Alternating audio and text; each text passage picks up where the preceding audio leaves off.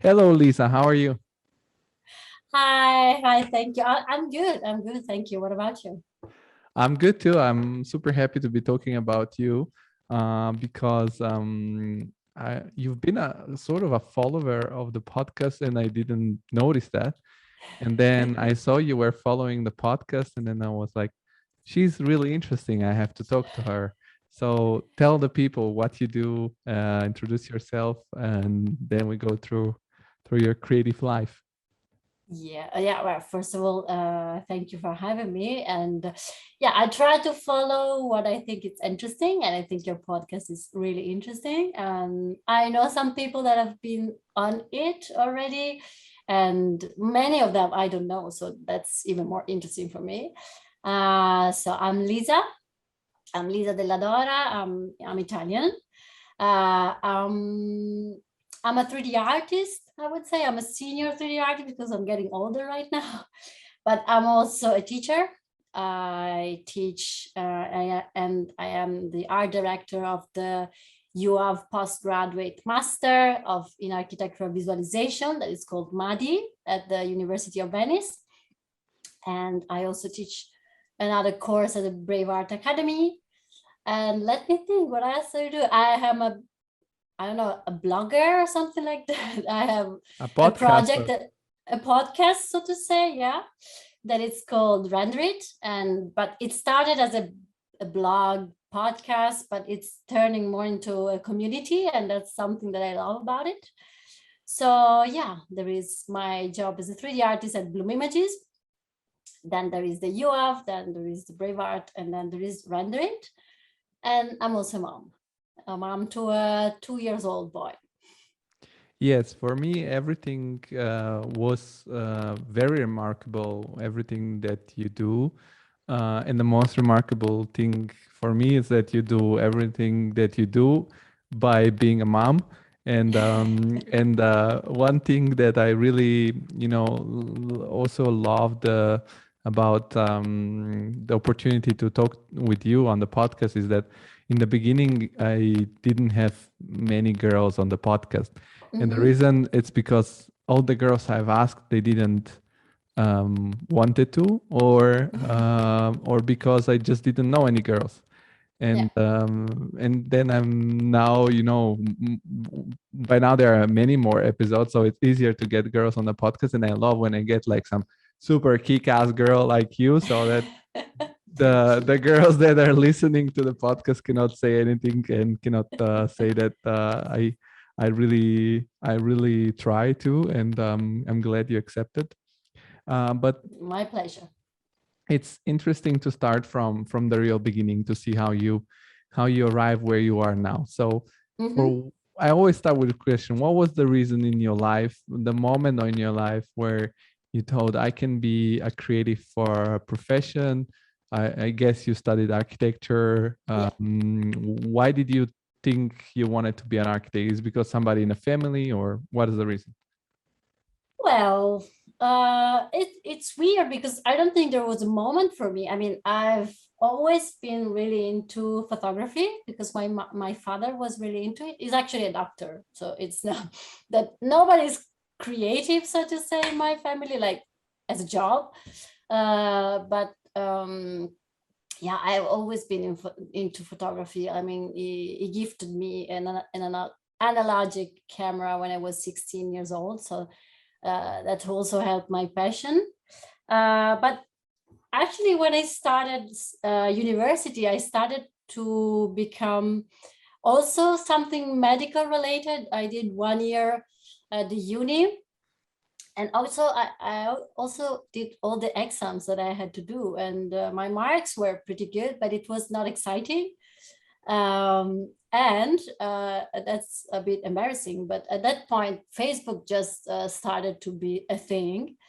And there were some friends of mine attending the architectural university in Venice, and I saw some photos of them doing the workshops and doing those things all together, being creative together. And I thought, oh my God, that's so interesting. What I'm doing right now is so boring. So actually, there was, I think maybe that was the moment for me, but that's a bit embarrassing because, yeah, that the reason is because some photos on Facebook actually, but maybe also some, yeah, I have to be sincere about that. No, that's a reasonable reason. Yeah, I was young. I like to have fun, and I thought that architecture was funny. Then I started it, and it was not that funny anymore. But yeah, so actually I moved to that. So I started 1 year later compared to my fellow friends. But yeah, I started in Venice. I did my bachelor there and then my master. And that was it. Actually, when I finished my bachelor, I was like, yeah, I don't think I want to be an architect, and that might be a problem. And I was actually thinking about coming back to what I was studying before, because I found being an architect a bit boring. So I was not excited about planning, and I thought, I mean, I'm studying architecture and I don't like designing. That might be a problem. But then I was talking to my father and my family, and they say, yeah, well, you're here, maybe you should consider finishing what you started and then you think about it. And I was like, okay, let's do that. And I finished, and during my master thesis I met the first mentor, so to say, that was the professor that was following me through the thesis, and it was Benno Albrecht. He's now the dean of the UAV University, and it was different because at university I really didn't get along with my professor that much. I mean, I don't know. You've been studying in Italy too. I don't know if you can relate to that, but they always make you feel like you know nothing, and you have to be an architect for 40 years before you can say anything, and things like that. And I don't know. I'm really stubborn, and I don't like people telling me what to do. So it was interesting, my time at the uni. I don't talk. I don't talk too much about my professors on the podcast because I've noticed in the they beginning might listen. yeah, no, I noticed that they don't say often very nice things about them. Or I always say that my experience in Italy was good, but not as good as the one in Germany because I came here as Erasmus student, and Yeah. I was like, okay, maybe I should stop talking shit about the professors because maybe they will ask them to get away my degree. And so I was like, No, I don't think so. No, but it's like that. I mean, and it reflects on the architectural field afterwards. I mean, I know a lot of young architects, and I know how much they're struggling, and I know the mentality in Italy in architecture. It's still a bit old, and it's still a bit, I don't know, you have to work they really are like well, a they lot. are You have to be old enough to have your word mean something. So yeah. the main problem is that you said, as you said, that I was thinking about it, you weren't excited about becoming an architect, is because there is a big disconnection between the university and the professional world. Yeah. Unless you don't have some, I don't know, acquaintances or maybe some Yeah. family member. And also you say this downgrading by the professors. Yeah. I don't know, it feels like it's a a loop, because they do Mm-hmm. it to you, then you become a professor, you do it to the others. It Yeah. goes on Yeah, and on. that's something I'm really trying to change by being the professor that I would like to have had at the time. So I'm maybe a bit too much easygoing with my student, but I mean, they're also more or less the same age as me is right now. So, and yeah, I try to change things when I can. And actually, Benno Albrecht was a really good mentor at that point. And this He was a professor, visionary. Yeah. he doesn't sound like he has an Italian name. And how was he He is different? Italian. He Oh, is he's Italian. Italian. Okay. But it is different because he's not the typical UAV old style professor. Even if he's not that young anymore. Sorry, prof, but you're not. And he's the dean now. So, I mean, he's a smart guy. And I don't know, we did this visionary thesis about how the world is changing, what is going to happen if something is going to change. Like my thesis was about the rising level of the oceans and the seas. And in my case, my study was about what would happen to Tokyo, for example, because we went to Tokyo for a workshop together.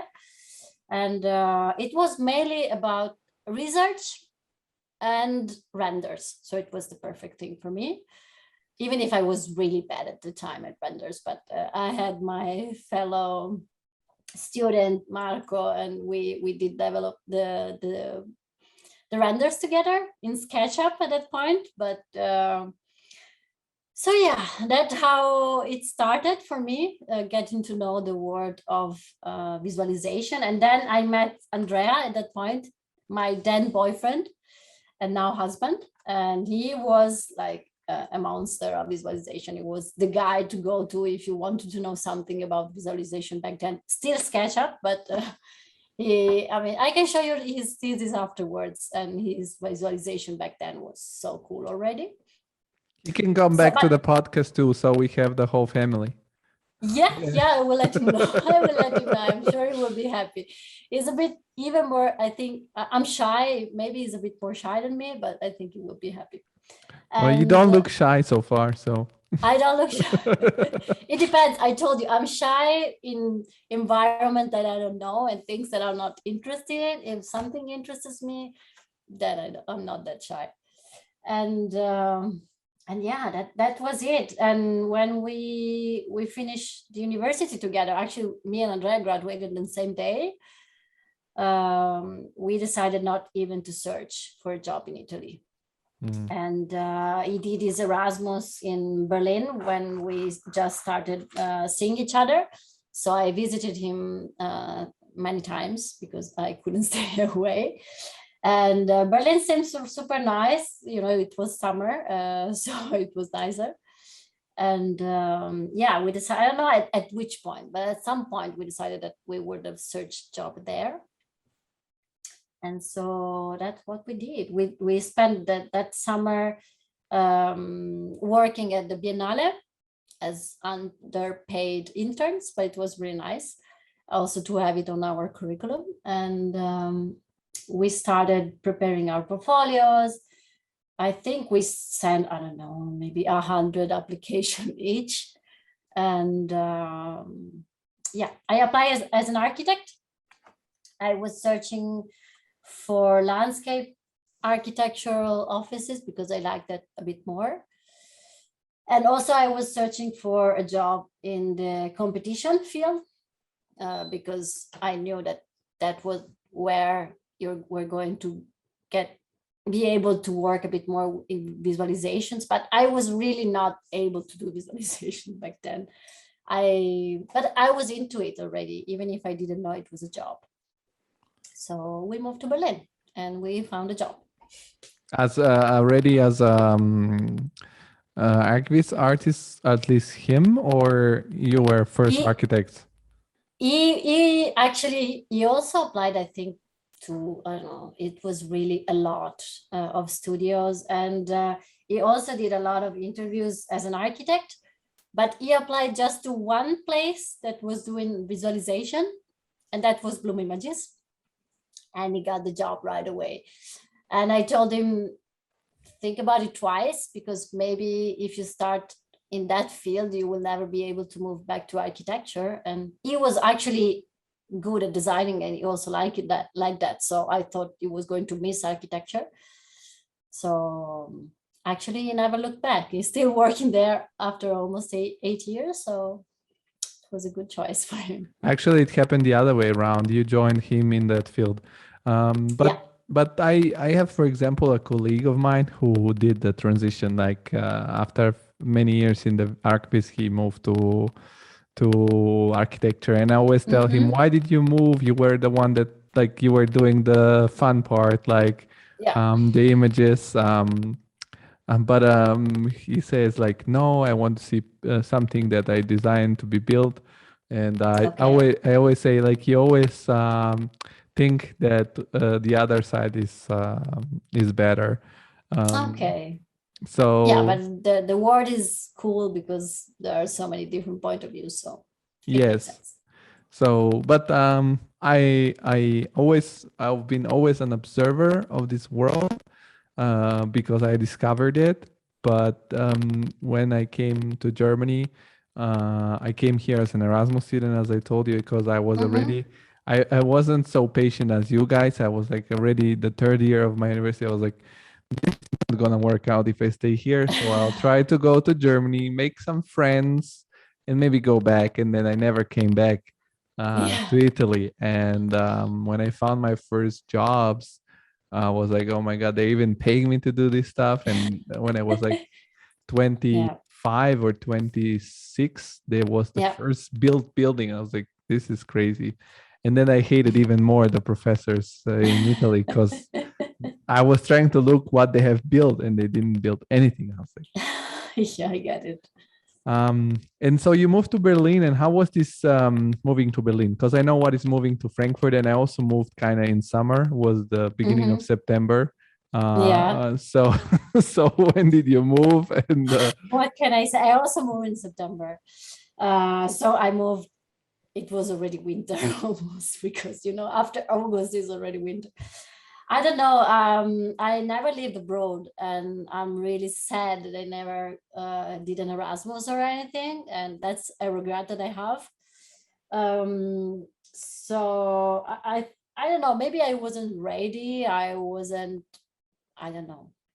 It was not that good for me. I mean, the job was good, and they were paying me, and I was working a lot, maybe too much, but I wasn't happy. And after a year and a half, I decided that that was too much for me. I was working on the 1st of May. I was working on weekends. I was working on nights. I was working 70 hours a week. And I mean, that could be an option for someone starting, but if you're passionate about it, I wasn't even passionate about it because, as I told you, designing was not my thing. So I was working in the competition team of this landscape architectural office, and they were doing super nice stuff, but that was not what I like to do. And then I decided that that was not for me. And also the city, moving to Berlin in autumn, winter could be pretty tough. And also, I don't know, I told you I'm stubborn. So I decided if we move to Berlin, we're not going to, I don't know, to search just for other Italians to go out with. So it got a bit lonely because in my office, everybody was speaking German except of me. And we were 40 something people. So our friends, only friends at that time, were the guys we were going to school with in the evenings. We were studying German.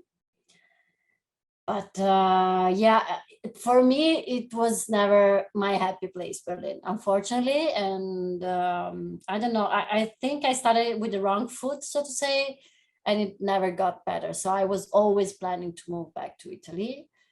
But yeah, at some point after a year and a half, I decided to search for something else. And I was scared because I started from nothing because I had zero experience when I started there. And actually, I got a job, and I did I started as a junior, an intern. I don't know, maybe, yeah, I think it was an internship at first, and then they got me a real contract. So saying no to that, coming from Italy, was like, are you crazy or something? But that was not what I was not happy there. So it was really tough for me. And so I was kind of depressed, and I was talking to Andrea. I say, I have to find something else. But I was so insecure, and my self-esteem was so low that I wouldn't imagine anyone else wanted me. But then I say, okay, I mean, I'm 26, 7, something like that at that point. If I don't do it now, then I will never do it. So I did it, and I started searching for another job, and with a really embarrassing portfolio back then. I sent it to almost every archviz related thing there was in Berlin, except for Bloom Images. That was the deal with Andrea. We wouldn't have worked in the same office. But actually, I mean, Berlin is not London. I mean, it's not like you have that much of a choice. It was like 5 off studios or something. But I was lucky. I mean, maybe not only lucky, but I think really lucky that I found images on my way. And at that point, Justus Ettermeyer was the CEO and the founder. I think he left the company now, but he is an amazing person, but I haven't seen him in a while. Still is, I guess. And I remember sending him this very embarrassing portfolio, and he got back to me and told me, your portfolio is different. I was like, yeah, it's ugly. I don't know. And no, I was like, it's really different. I think you have a good eye. Even if you don't know the softwares, that's something you can always learn. But having a good eye, and it's something I cannot teach you. So he offered me to start from scratch again. So I started as an intern probably, or again. I was into the modeling team at the beginning. So they were really teaching me the software, actually, the 3ds Max. They were building the library of the office back then. So I was working on that. And with my other mentor, that is Michi, he taught me everything I know from 3ds Max. He was a colleague of mine, and he's one of the most patient person I know in the world, I think. I did that for 5-6 months. And after that, I said to Justus, can I please start making images? Right? I think that would be funnier than making 3D models. And then he said, yes, why don't we try that? But actually, his idea was to placing me in the exterior team, because they are pretty structured at Eve. They have the interior team, they have the exterior team, the 3D artist, the Photoshop artist, and project managers, and blah, blah, blah. And he was thinking about placing me in the exterior team because I was coming from a landscape architecture background, but I've always been more into interiors. And I said, can I please try into the interiors? And he said yes. And I mean, it was amazing. And I started. It worked out pretty nicely. And I'm still doing a lot of interiors after, I don't know, 6-7 years or something. But are you still at Eve Images also, or? No, I moved back after 3 years in Berlin. Berlin was too much for me. And I've always been homesick. Actually, when I was here in Italy, I always thought, no, I want to leave, I want to go away. And then when I went away, I said, no, I want to go home. And yeah, I don't know why, but I've really been homesick, even if it's not that far, but it's very different. So after 3 years, me and Andrea, we decided to move back to Italy. And at that point, we were, I don't know, thinking about starting freelancing, maybe building something on our own. I mean, we thought that would be our only option to keep doing this job. And both me and him, when we went to our bosses, we told them, I'm sorry, guys, we're going back to Italy. We can't stay here no more.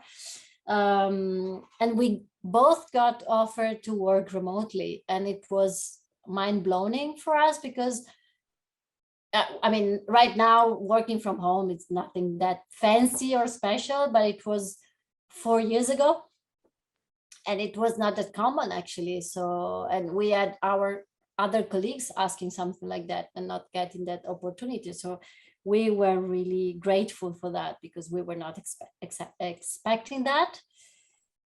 So we started finding out how to do that, because we thought, I mean, it's another country. We moved back to Italy, but actually we found out, since we are both in the European community, we could still be employed, but living in another country. So it was a lot of bureaucratic stuff. It took us, I think, 6 months to figure it out, but it's working pretty good. And I moved back to Italy working for Eve. Andrea moved back to Italy working for Bloom. But I don't know, we moved back in July. We married in September. And in October, we started working again. We took a bit of time off. But in January, I started to understanding that it was not working for me. Because since Eve is so, I mean, I know that now it's working way better, because I know that a lot of people from there are moving and working from other places, but I was the only one back then. There was another colleague of mine, but she was a senior. She's been working there ages, so it was different for her. And for me, it was not working.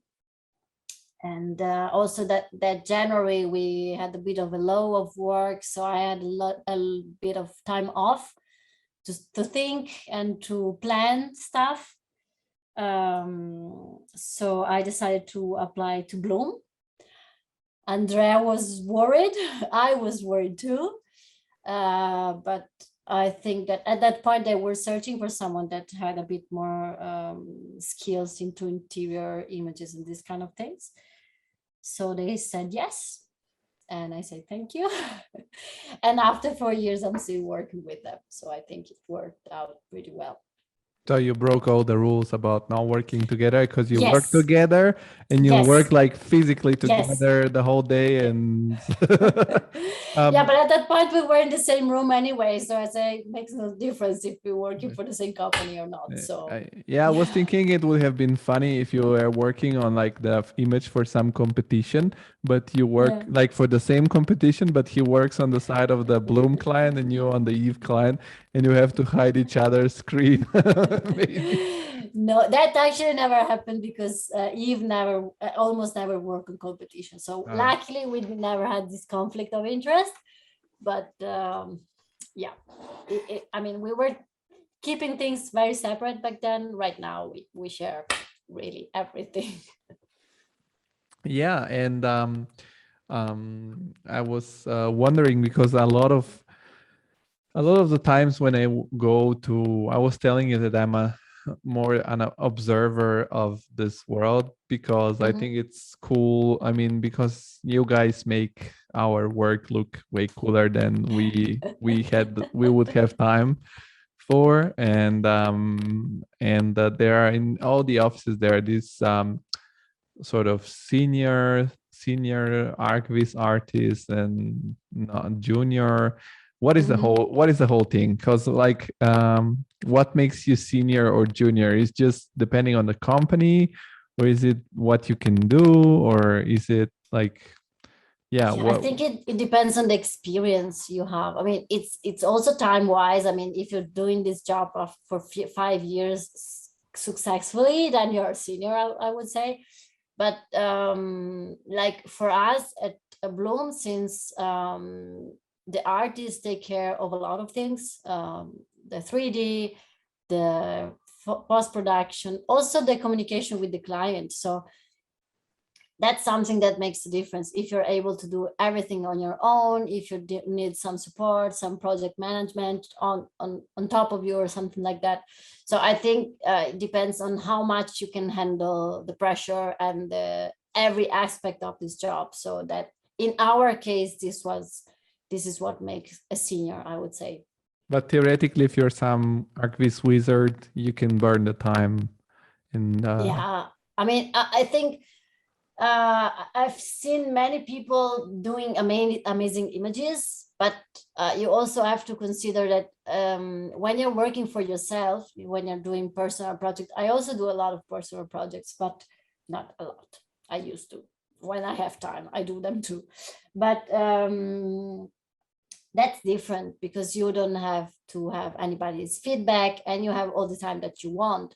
But I've seen people being amazing and creating images for their own, but not being able to answer the client expectation, communicate effectively with the client.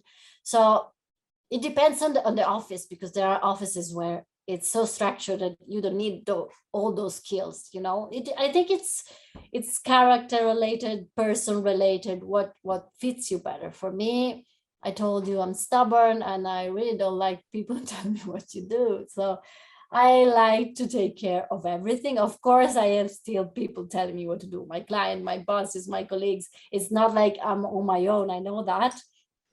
But I can take care of stuff. And I know that my bosses trust me and my client trust me most of the time. So actually, I think that what makes a senior. I mean, there are things that you can learn just by doing, and just by doing them for quite a long time. You can do amazing images, but if you cannot understand what your client is asking you, what they want, then you are an amazing artist, but not maybe cut for the fields, like working with clients. And I mean, it's different. I mean, it's a nice job, but it's not always that funny. I mean, Yeah, I mean, probably you have the like, because I'm now an architect in the executive side of the whole thing.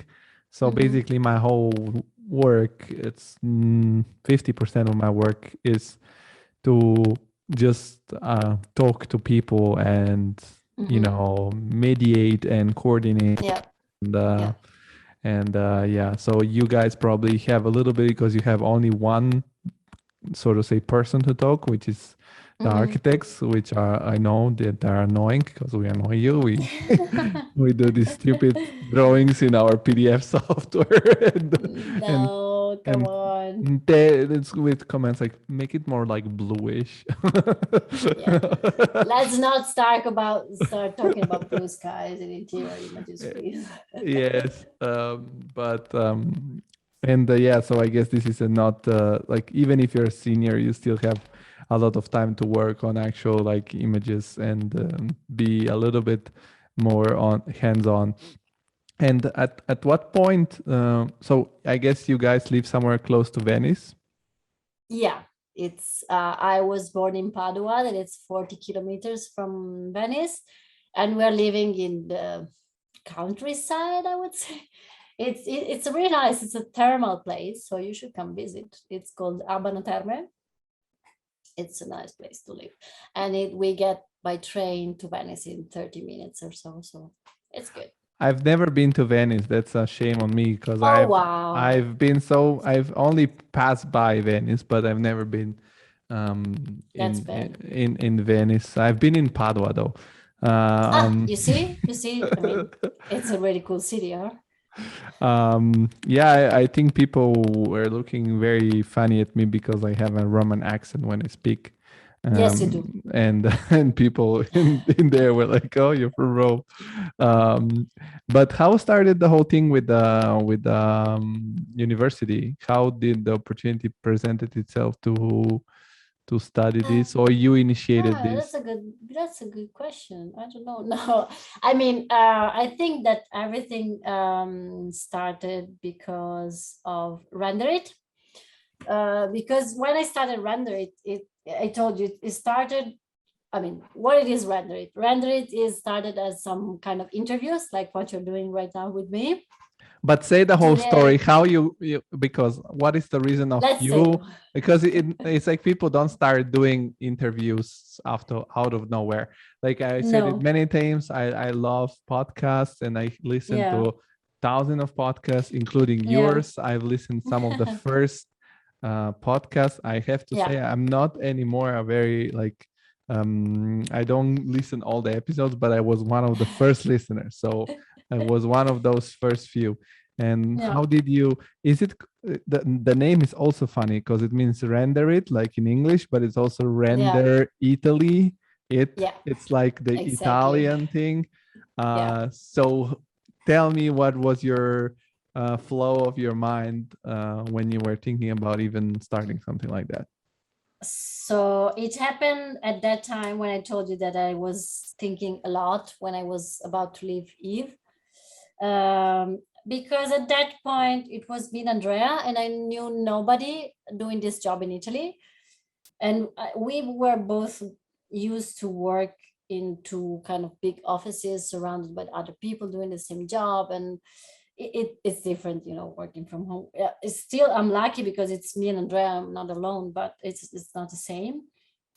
And in Italy, we know nobody. The only person that I knew in Italy was Fabio Dagnano, who is the director of the MADI at the UAV University, because he was also a professor of mine during the university. And I don't know, I think when I decide to do something, I just do it. That's something that makes me very different from my husband, for example. He's an overthinker, and I actually just go with the flow. I don't overthink stuff. Maybe sometimes I should, but I usually never do. So one morning, I told him, I think I should do something like that. I want to do something like that. Interviewing people, knowing their stories, knowing people that are doing this job in Italy or are Italian and are doing this job, and trying to connect those people, because there is such a big Italian community, but there was not a real community. There was no connection between these dots, And I was curious also, because I knew nothing about the Italian market. And so those were the reason. I felt a bit lonely, and I was mainly curious. So I thought, who should I start with? And my first idea was Fabio Polvelli, that I am sure you know. And he was doing something he was like on our podcast. He was on my podcast too, but he was like around episode 30 something, maybe, I don't know. Yeah. And since he was already doing something like that in English with his D2 conference channel, I thought I should ask him the permission to do something like him was doing. And also he's Italian. And I decided to do this in Italian because I know that Italians are still struggling with English many times. So I thought, okay, maybe I should do them a favor and make it easier for them and more accessible. And that's how it started. I think I thought about it a morning. I think it was a Friday, and on Sunday I was already interviewing Fabio. I had no logo. I had no idea. I think I was brainstorming a lot with Andrea about the name. I think at some point he wanted it to be called Render Pizza. I said, no, please. So it was funny. But yeah, and then I didn't know where this could have led me. Like, I just started it. I told you I don't overthink stuff, so I just started doing it, talking to people. That's something that it's pretty easy for me, and that was it. So I think that now we are more than 40 interviews, something like that in, and that led me to get so many connections in this field in Italy, and also to create a community. I think a couple of years ago, I also started a Facebook group for the Italian community, and we are like 600 there. And I mean, 600 Italian people doing this job, it's a lot of people in my opinion. And also then I started an Instagram account just to share Italian amazing artists, their work and everything, job offers and blah, blah, blah. So it's growing, and I don't know where it's going to lead me still. But I think that's the reason why I got my job at the uni, because one of the person that I was interviewing at that point was one of the first ones, was also Fabio Dagnano. That was is still the director of the master. And yeah, I don't know, at some point last year he called me, and last summer he called me and he said, would you like to join? And then of course you have to see if they are the university accepts you. You have, I mean, you still have to do stuff, but he had this idea to add me to the team. because of the connection that I had, also because I do this job every day. So rendering led me to that. I think, I don't know what, without rendering, I don't think, without render it, I don't think I would be also at Madi. And yeah, I think this is how it went down. What is your role there? Like, are you I don't know, there are so many roles in the university, like associate So professor, professor. I don't know. Yeah, I have to check on my contract because I don't know. They call me prof, so I think I'm a professor, but I get every year a contract. So every year I have to kind of pass an exam to be accepted again. You're like a football player, like. Yeah, exactly. You're always on the edge. Will I be in? Will I not? And so the idea, I mean, I teach. So I hold a Corona course, Corona Render, mainly on the basics, how to do interiors and these kind of things. And but that's the smallest part, I would say. But the main thing is that I help the students with their internships and with their portfolios. So I give them, it's not only me, but that's also what I do. So giving them feedback on the images, helping them developing their portfolio, and then following them and supporting them while searching for their internship. And last year I was being briefed and I was learning how to do it. And this year I think I know a bit more what I'm doing. But it's really exciting. And that's also something I share with Andrea too, because he's also teaching there. So it's also that is a kind of family thing. But no, it's amazing also because seeing some of them starting from zero and getting where they're getting is mesmerizing. Also because many of them come from previous experiences working as an architect, not being satisfied with what we're doing. We also have engineers, we have designers, we have people from every range of age. I mean, the youngest could be 25, 24, because it's a second degree. So you have to have at least a master degree to get into that. But it's amazing because it's a pool of Italian artists. It's not only Italians, because this year we have a guy from Brazil, we have a girl from Austria.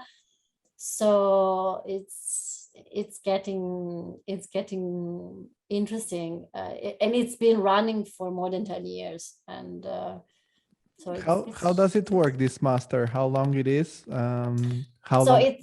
it's a proper university postgraduate master. So it lasts 1 year.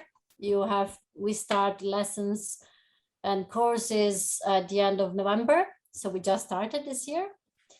We had the kickoff last week, and we finished the courses in June. And then they have from July till December to start their internships, and they have to do at least a 3 months internship. It could be an architectural visualization, it can be architecture, it has to be something related, of course. And then they have to develop a thesis, and next year I think our thesis will be around mid-April. So it's a bit more than a year. So November you start, and then you finish April the year after. Wait a second. It's a year and a half. So they're gonna be finishing April 2023. The guys from this year will finish April 2023. The guys from next year, they're going to finish this April. Yeah. Yes. They are now doing their internships. Now we've placed all of them, I think. Yeah. And is it in English, the whole thing? I mean, officially it's in Italian because the first part, mainly the modeling part and etc., is held by Italian teachers and professors. But we are trying to be international, because it's not that you can do this job and look just into Italy. So we are searching also professor, the best of the best from every place in the world. So we have like Peter Guthrie that started teaching at our master last year, and he's like a god to me, at least. And we have Mike Golden. So of course they are teaching in English, and I think it's half English, half Italian right now. And for people who might be thinking that they want to try to join the masters, Maddie, and they might be wondering about joining you in Venice and moving there, what is the cost of this master? Because it's still offered by a university which is public, in my knowledge. Yeah, but it's a postgraduate master, so it's 6,000 euros. But if you're living in Italy, there are a lot of scholarships that actually some of our students are covered by those scholarships. It depends on the region you're living in Italy. For example, I also attended a master, not this one, another one, a postgraduate while working. It was 3 years ago. Yes, 3 years ago. I decided that I wanted to focus and learn a bit more about interior design and communication. So I was working at Bloom, and I asked them if I could take my Fridays off for a year or so. And they say, well, okay. And so I was working Monday to Thursday, and then Friday and Saturday I was going to school, to university. And at that point, I won a scholarship from the university. So for me, it was 1K less. So it was 5,000 euros. But compared to the others, and consider that it's a year, more than a year long, and that we support the students all the way through, also to find jobs, that's not so bad. I mean, I was comparing it to the standard of Milan, for example, and talking to our students last week. And the minimum you could find in Milan, for example, it's 14,000 euro. So yeah, Yeah. I think it's worth it. It's a great investment. And how time consuming is, you can still do it like you did by still working, or is it like a full immersion and you have to? I was burning out. So also because when I finished it, it was not this master's, as I told you. So the workload was a bit less, but still a lot, because I was working on the things that I had to do for the master every Sunday. So, and also when I finished, I was pregnant. So when I was, it was March that I found out, April that I found out that I was pregnant, and we had courses till June. And when I had my thesis to discuss, my son was 3 weeks old. So that's something I wouldn't suggest to someone else. But it's feasible, I guess. But actually, it's held on Fridays and Saturdays to allow people to work, because of course we know that it is expensive. So also living in Venice, if you want to live in Venice, is expensive. So we have a lot of students that are working, but many of them around February, March decided to drop the job and say, okay, now I just focus on this, because in 4 or 6 months I can actually have another job, and that is going to be probably more rewarding than what I'm doing now. But many of them actually finish while working. So it can be done. You really have to have a strong will and be very focused and organized. But I'm thinking how to translate it to English. My grandma used to say, what you want, it's what you can do. So if you really want it, you can really do it. So I think so too. So it's something like nothing is impossible. So I can imagine. It's too naive and optimistic. No, but I think it's very hardcore, because I imagine you pregnant and being like, fuck this shit, I'm gonna finish my. Oh yeah, no. Actually, the pregnancy part was not even the more difficult, even if I had nausea all the time. But the most hardcore stuff was doing the thesis discussion with my 3 weeks old son, and it was my husband with the baby wearing the kids. So it was there. I think I breastfed him 10 minutes before I had my discussion, and we hadn't slept in 3 weeks because he was really, really, really not sleeping at that point. So that was tough, but I'm still here, and now he's sleeping, and we But managed. but how was it that part of like having a kid in that part of your life and in general in your life that's so, I don't know, you're very immersed into your profession, or at least it sounds like this, because Mhm, you do this for work. You started rendering, mhm. and then you build a community, and then you did a master, and then now you teach at a master, and then like how in this whole setup that you had, Mhm. you said, okay, let's have a kid too.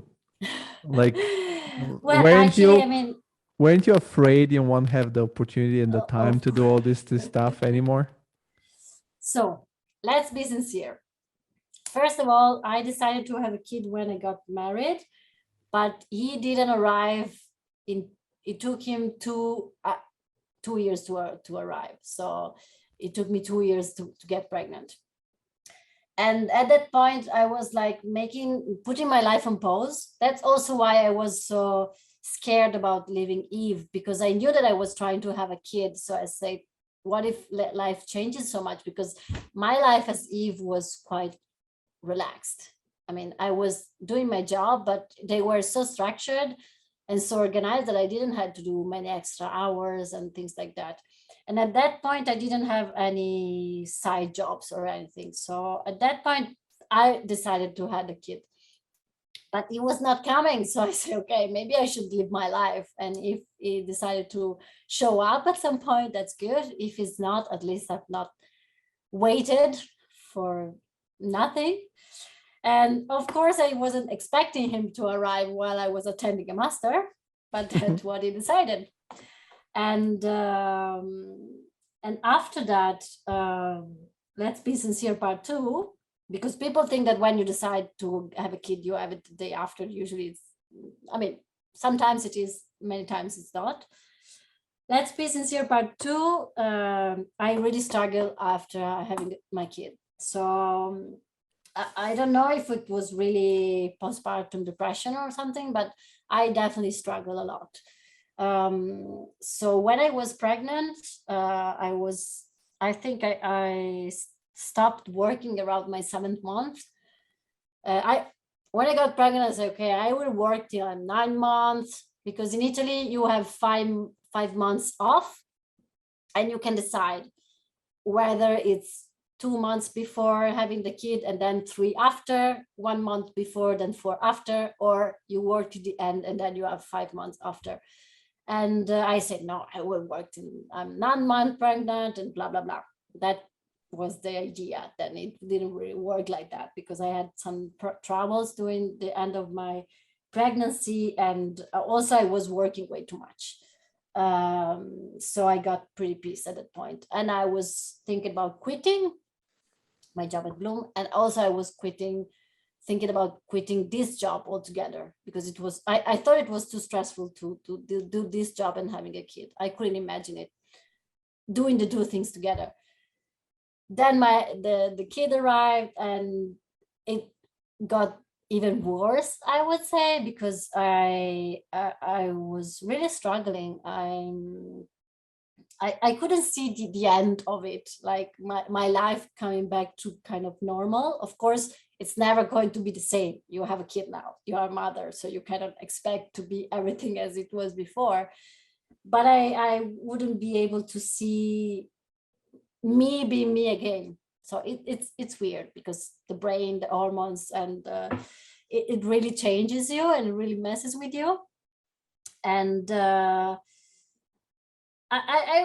was thinking about doing something else. I told it, I think also on some other occasion, I was thinking about moving to dog training or something. So I really couldn't see myself doing this.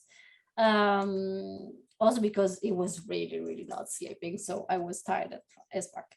And but then imagine that when he started to be a bit bigger, and I mean, it was 4 months old, not that big. In Italy, we got the lockdown, like the real lockdown.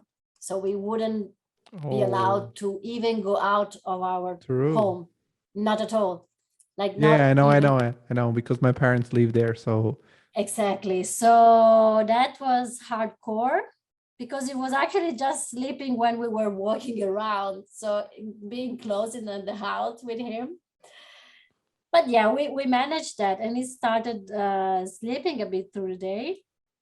And then I had some time off and I couldn't do anything because I wasn't allowed to leave my house. And I started doing some personal projects for the first time in my life. I never thought about opening 3ds Max in my free time, never ever. And I started doing some personal projects, and I think that kind of sparked the passion back into this job for me. And I started experimenting new stuff and finding my kind of expression in it. That's something I never did before. um, so this really was game changing for me, getting back the passion for this job. And after that, it's all about balancing. I know that my first priority is my kid, and everything should revolve around him. He's going to the kita, the kindergarten in the morning, and I'm picking him up around 3, half past 3, 4. And I was lucky enough because when I got back to my job at Bloom, I told them I did this kid. Now I want to take care of him. It's not like I want to work till 6 or 7 or 8 in the evening.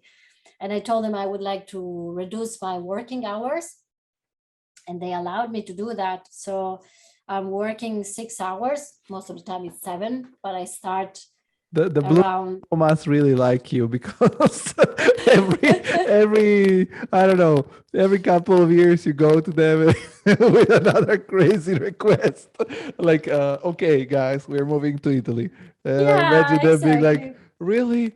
Okay, we want to keep you. And then after 2 years, okay, guys, I don't want to work Fridays. Okay.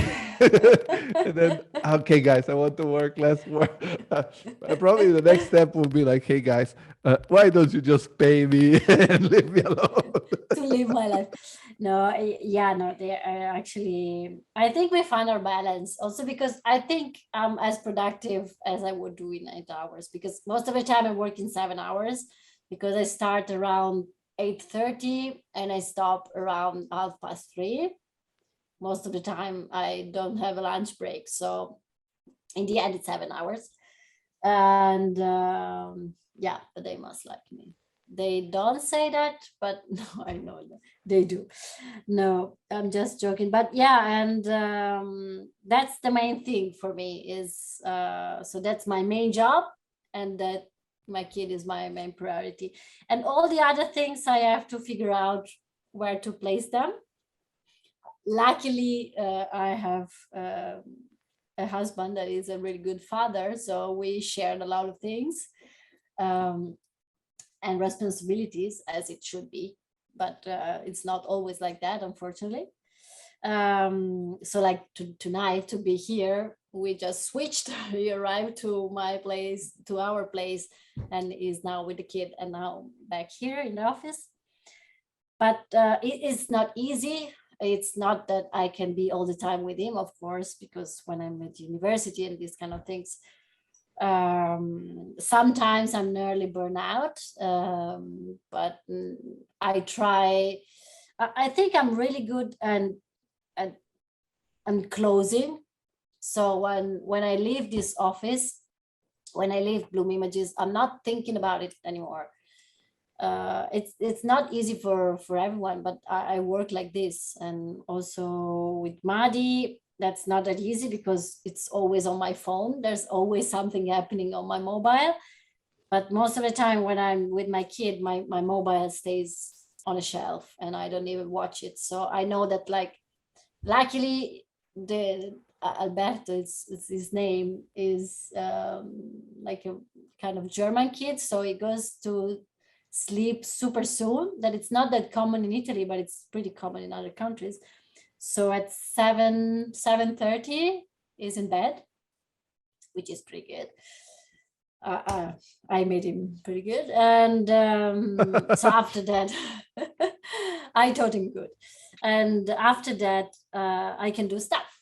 So I have the evening to do the other stuff, and yeah, of course, I'm lucky because we also have the grandparents, like my parents, Andrea's parents, in the nearby. So when it's happening that Andrea has to work and I also have to work more than usual, they can step in. But I try to make it an exception, not normality, I would say. And how do you feel after having a kid?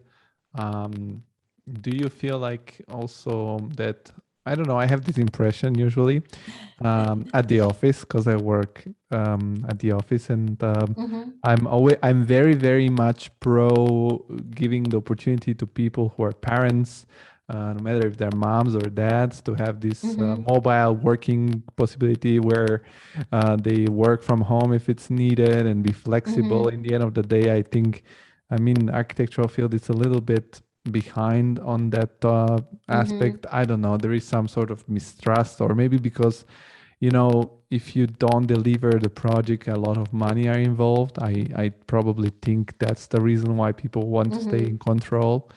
But yeah, and I have the feeling that all the parents, in particular, the moms, they have this they really, really focus on the work, and but they don't give so much importance to anything that's going on in the office, like some drama in the office, or like drama. By drama, I don't only mean project drama, but also like drama between colleagues. They're very, very like, yeah, whatever, and they leave, and they always like, because they have to go pick the kid or whatever. And do you think when you have a kid, like everything else a little bit stays important for you because it's your passion maybe, but fades, like in a way you're like getting mad at it or involved emotionally into it, in a sense, all the like you have like, okay, I did my stuff, I have to go back, and I have my kid that I like to care or take care of, or they're way more important things?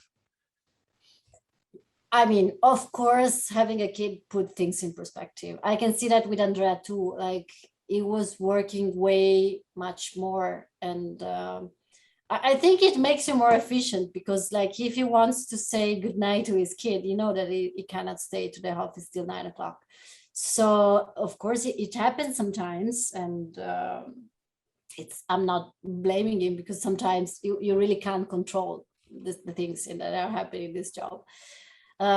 But I think I always thought, try to see things from the outside, even before I had a kid, like, and to put some boundaries, because and that's something that I did also before, and that my bosses used to tell me, you are too German, because about that stuff, because you put too much boundaries to the clients too. But that's what I always done, because what I always say is that our job is not saving lives. Nobody's going to die if we deliver. I mean, I never deliver anything late. That's something, of course, for me, it's really important to always be on time and be reliable. But I know that if they're going to ask me for a last minute change, nothing is going to change. If I can do it, I would gladly do it. If it makes no sense, if I should stay another 2 hours to make that person short blue instead of red, nothing is going to change. So if it's feasible, I will do it. If it makes no sense, I will let them know that it makes no sense. So I think it's more about that, putting things into perspective. And I think that, like, for example, for Andrea, having a kid, it helped him putting things more into perspective, because he is also his priority, of course. For me, I've always been a bit like that. I like my job, but it's my job, and my client won't suffer. If I was a doctor, things would be different, but I'm really not a doctor, and they're not going to suffer if that sky is not that blue, or that cloud is moved in another place, or things like that. But I hear what you say. I mean, I think that, of course, I told you that having a kids, it's not like you can think that your life is going to be the same, and the way you work, it's not going to be the same. But for me, it also made me, I think, more multitasking, even much more before. So I can focus a lot, and I tell you that working 8 hours, sometimes you know that you have a bit more time, so maybe you allow yourself to deconcentrate a little bit. And also I'm working with Andrea. It's not like we're going to have a coffee break or anything. We're working all the time. The only thing we do is, I think you can see there is a dog bed there, because we also have a dog. So that's what take us outside during the day. So we have this 10-15 minutes walk during the lunch break sometimes. But we are very focused. And when I was working in the office, I used to chit chat much more. I have to say that. So I also think that working from home makes things. I mean, I'm not working from home right now because I'm in between moving, but usually I work from home. But working not in the office makes you more focused, because you don't hear other people screaming or the drama that you were talking about. I see a little bit of that, because of course we're sharing as much as possible with some platforms in our office, but that also helps to stay concentrated.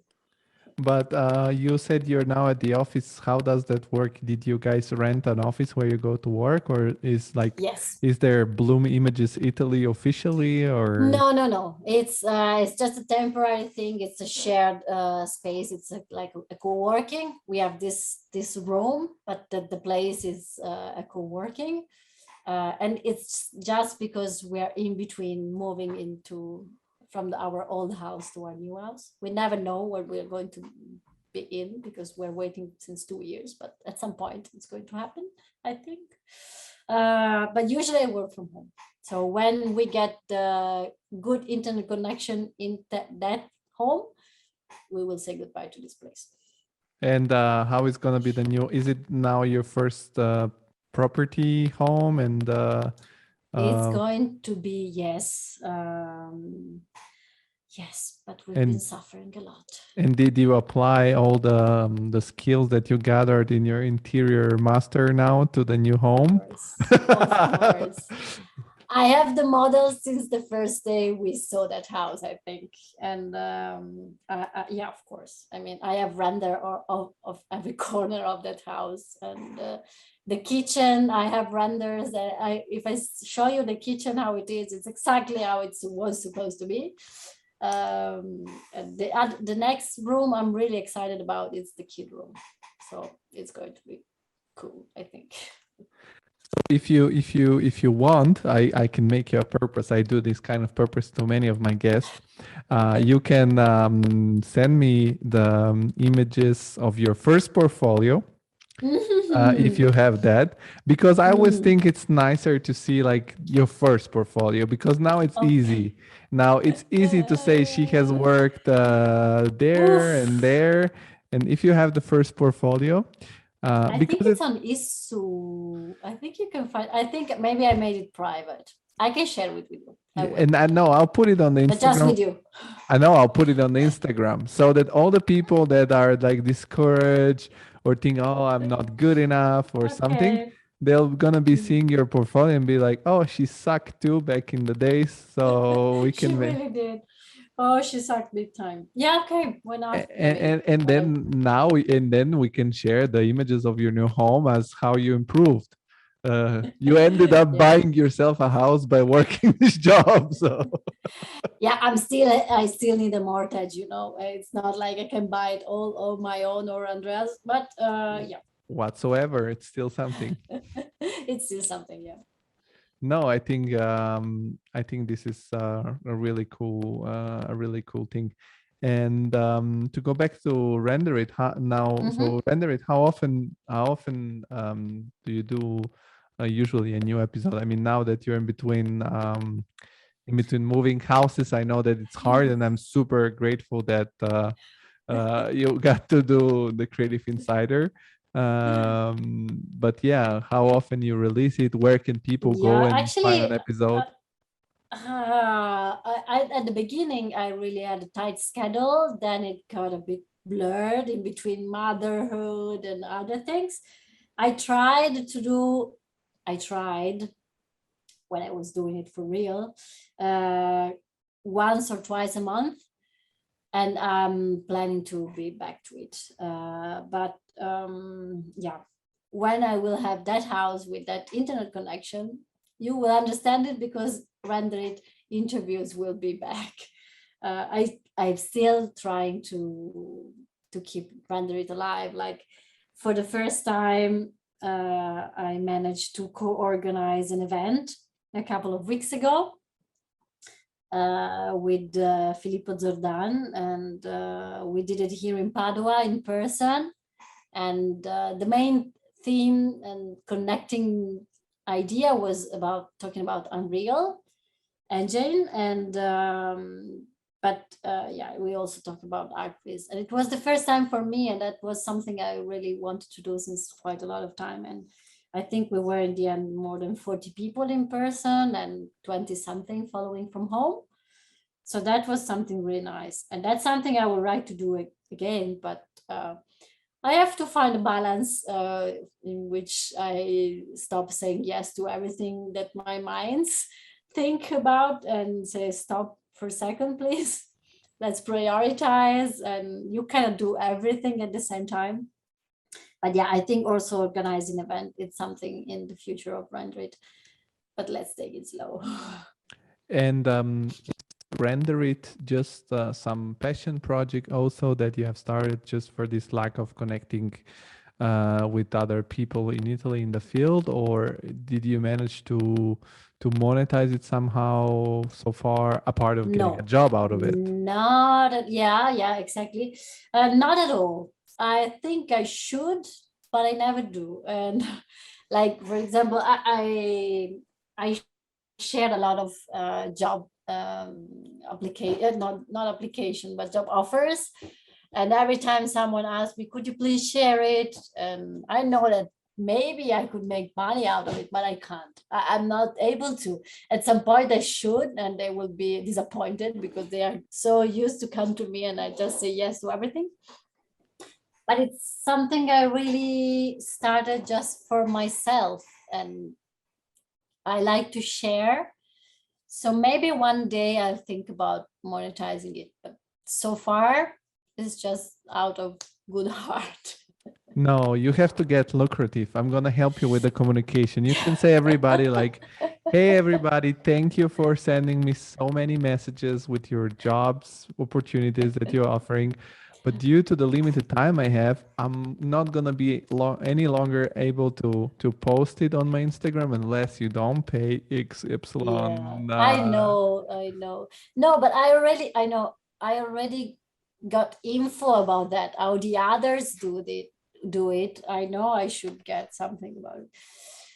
But still, I think, I don't know, I don't need those plus money. And I mean, of course I would need them, but it's not that they're going to change my life that much. And I like what I do, but maybe one day I will do a business plan for real.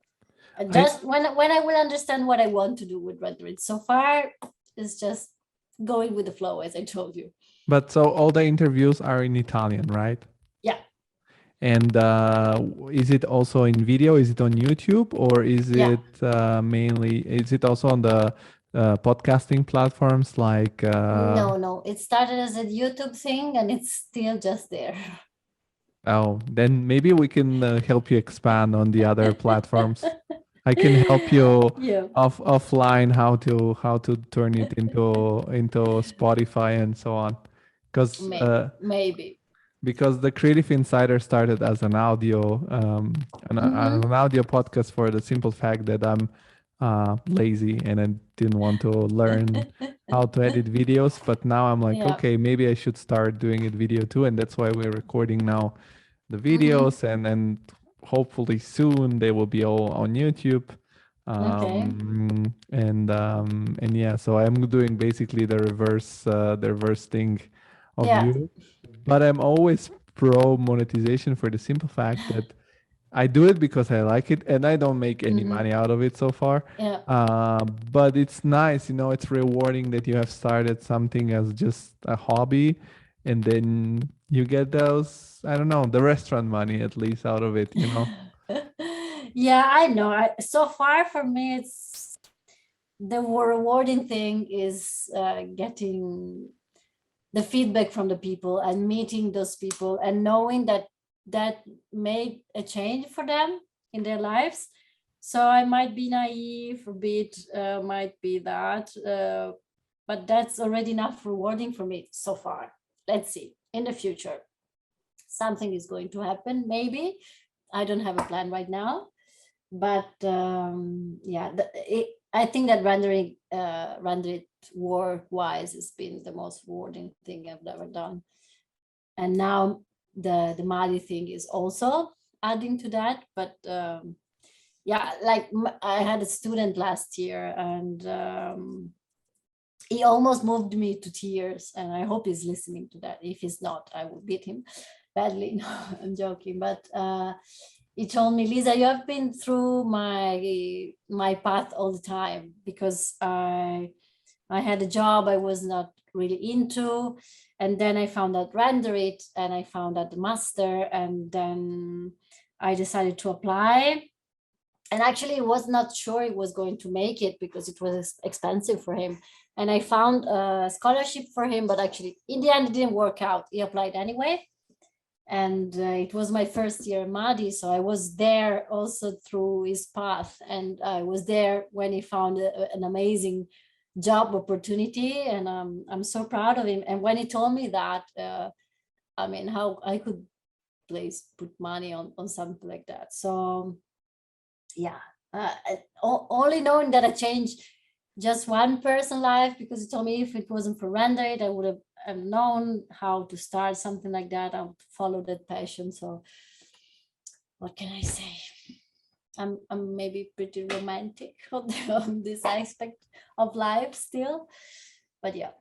But no, this is the whole thing. It's also what we try to do, because as I started it also because of my, I always think how lucky I was that I ended up in the situation where I am now. My grandma says always you work for your own luck, and that's true, because you Yeah, kind of work and definitely. you happen in the situation where the opportunity Yeah. presents itself. But I wanted to, talk to people who are maybe already working, or who are still studying, or who are working and thinking about starting something on their own, Yeah. that they don't have to be frustrated. They will have now the opportunity to listen the background stories of many people that have each one have found their own way to find fulfillment. And I say fulfillment exactly because as we talk through this conversation, it's not only about doing the right job. There are so many pieces that have to, like, Yeah. it's about living in the right place because you weren't happy in Germany, or talking to the right people because you didn't have people to talk to. Yeah. Family, like your family, it's the most important thing. So yeah, that was the whole point, to say that okay, you shouldn't be focused on one shitty aspect of your life. Of course. You should broaden up and look around, and there will be people that are likewise, I guess. Yeah, I mean, I was also listening to a talk a while ago, and this person was saying, if you have more than one job, it doesn't have to be a job. Like for me, render it's, you can call it a job, but nobody's paying for me for that. But if you have more than one thing that is going on, then if one of those is working shitty that day, then you still have to look the other way and say, I mean, I built all of that. I'm still working on that. That is still working. Another day would be better for this thing. So having more than one way to look at, it's always easier. Of course, it's not for everyone to do all the things that I do, because I'm like that. I'm like a squirrel. I'm always running around. So it's not that I'm suggesting to anybody to do all that stuff, but it could be nice to have something on the side that could bring you a bit more of fulfillment, if at this point your main job is not giving you that, for example. Yeah, or inspiration, or yeah, that's something that I always also stress the listeners to try to do if they really want to, and to just do like you, just try out and see if they like it. Well, I want to give you the opportunity to go back home on a decent time tonight. So I will go with the last question that I always try to ask to every guest on the podcast, which is, everybody, as we were saying now, have their moment of I don't know, especially creatives, of frustration or a little bit of depression and lack of inspiration. And I was wondering if you can think about, doesn't have to be all of these things, but maybe a movie, a song, a podcast, or a sport, some activity that you like to do that gives you back this energy, this creative energy. And do you have something like that? Yeah. So I have one main thing. I mean, I have another one, but it was traveling, and it hasn't been a while since I traveled, but it's going to the mountains. Like I'm lucky enough. That's something that I was really missing when I was in Berlin. It's going hiking and taking photograph. Maybe yes, maybe not, but going hiking, that's something that really gives me energy. And so being surrounded by nature. And I mean, I'm living close to the Dolomites, so I'm pretty lucky because the nature is amazing back there. But that's the main thing for me. That was in this period, me and Andrea has been really stressed because of this house thing that I was telling you. And that's something we haven't done in a while. That's something I can really feel that I'm missing, that kind of relax moment, that breathing that kind of air, and that looking at those kind of colors and lights and listening to those sounds. So that's something definitely that I miss. That I also, other things, I listen to a lot of music, I like to go to concerts, but those are also maybe energy consuming. What really brings back the energy in me, it's going to the mountains. Yeah, that sounds cool. I always like to go to the mountains too. I was a lot in the mountains this year because, on the beach there are a lot of people, but in the mountains you're more lonely, and more private, and it puts everything into perspective when you walk through these huge trees, and then you go up and the fresh air. So I think it's nobody said the mountains so far. So I think that's really? It's a cool I'm a tip. simple person. I'm sorry. But no, it's simple but busy. Yeah, simple but busy. Well, then, Lisa, thank you very much. Last but not least, where people can get in touch with you and find more about you online? Mainly, I think Instagram. Active there. I mean, most of the time, if someone writes me there, get back as soon as I can. So it's easy because there's nobody else with my name. So Lisa della Dora is just like that. And that's it.